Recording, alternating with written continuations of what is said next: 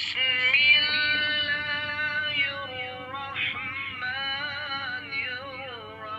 اللہ الرحمن الرحیم، اللہم صلی علی محمد و آل محمد وعجل فرجہم۔ میں سید ثقلین حیدر نقوی النجفی سرزمین نجف اشرف سے ان پیاری بیٹیوں کے ساتھ آپ کی خدمت میں حاضر ہوں۔ ماہ مبارک رمضان کی رحمتیں برکتیں انسانوں کے شامل حال ہیں، اور آج ہم اپنے پیارے بچوں کو جو دیکھ رہے ہیں ان کو بھی اور ان پیاری بیٹیوں کو بھی 10 ماہ مبارک رمضان کے بارے میں بتائیں گے کہ 10 ماہ مبارک رمضان کے دن کی خصوصیت کیا ہے اور یہ کس کے ساتھ خاص ہے۔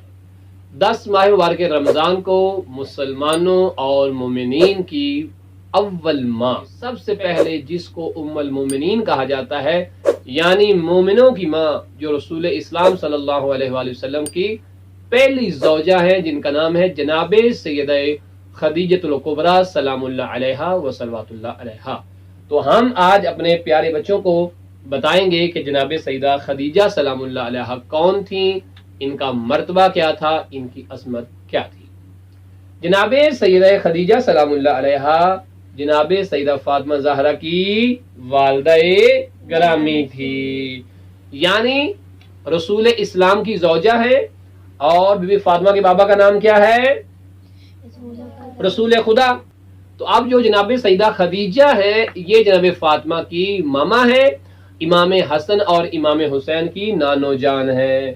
سیدہ خدیجہ سلام اللہ علیہا و صلوات اللہ علیہا تمام مسلمانوں کی ماں ہے، تمام مومنین کی ماں ہے، اور عظمت جناب سیدہ خدیجہ سلام اللہ علیہا یہ ہے کہ آپ جہاں مسلمانوں کی ماں ہیں، جہاں آپ مومنین کی ماں ہیں، وہاں آپ اس بی بی کی ماں ہیں کہ جس بی بی کے 9 بیٹے امام ہیں، یعنی جناب فاطمہ زہرا سلام اللہ علیہا و صلوات اللہ علیہا۔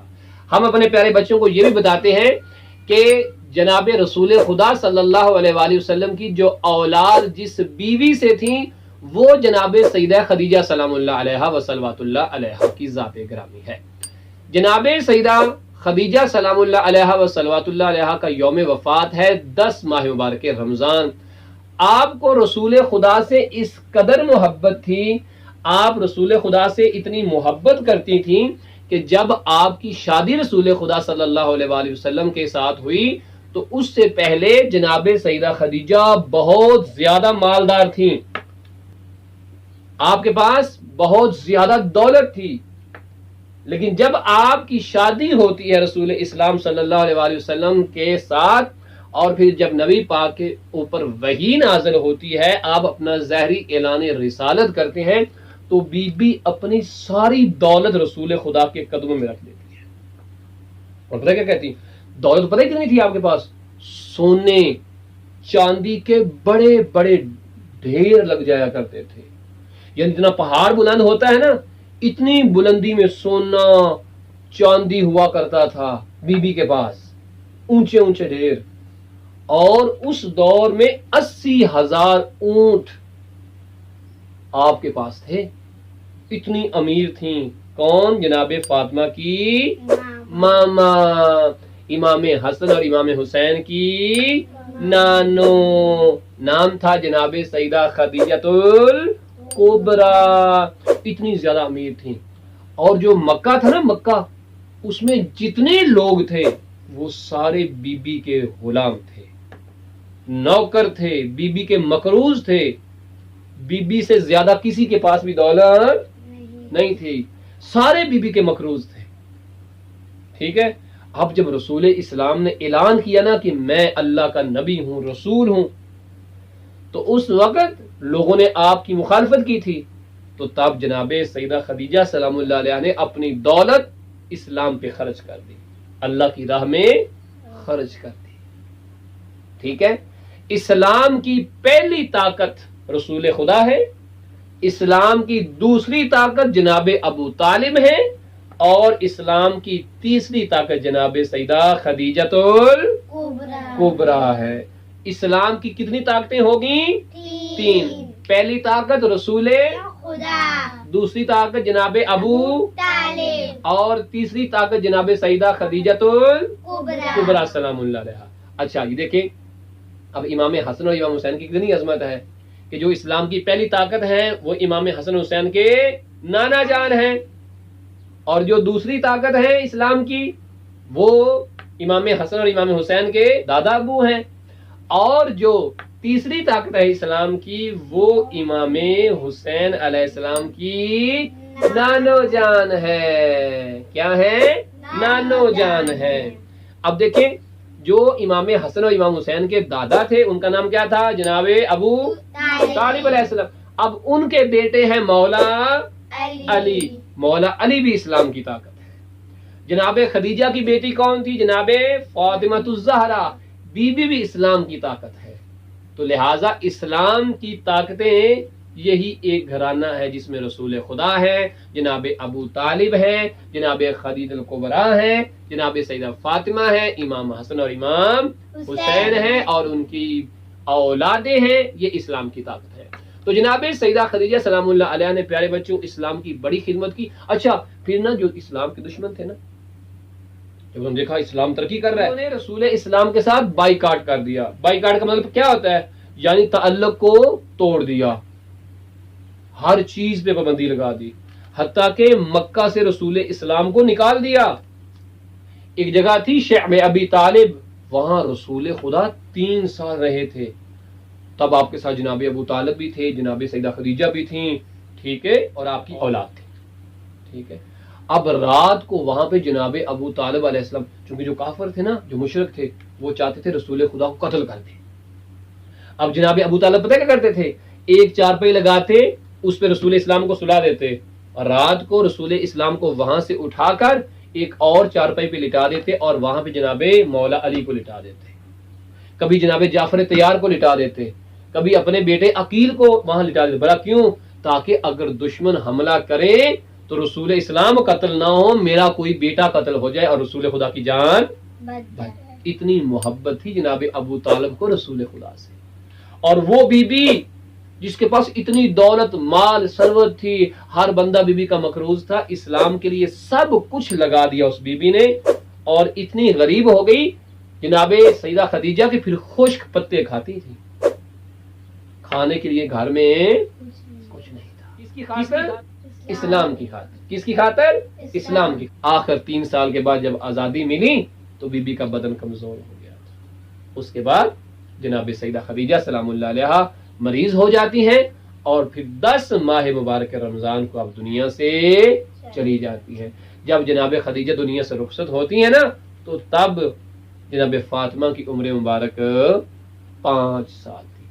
دیکھو صرف 5 سال کی بی بی فاطمہ تھیں اور آپ کی ماما دنیا سے چلی۔ ٹھیک ہے بچوں، آئیے اب میں آپ کو بتاتا ہوں جناب سیدہ خدیجہ کی وفات کے وقت بی بی نے کون کون سی باتیں۔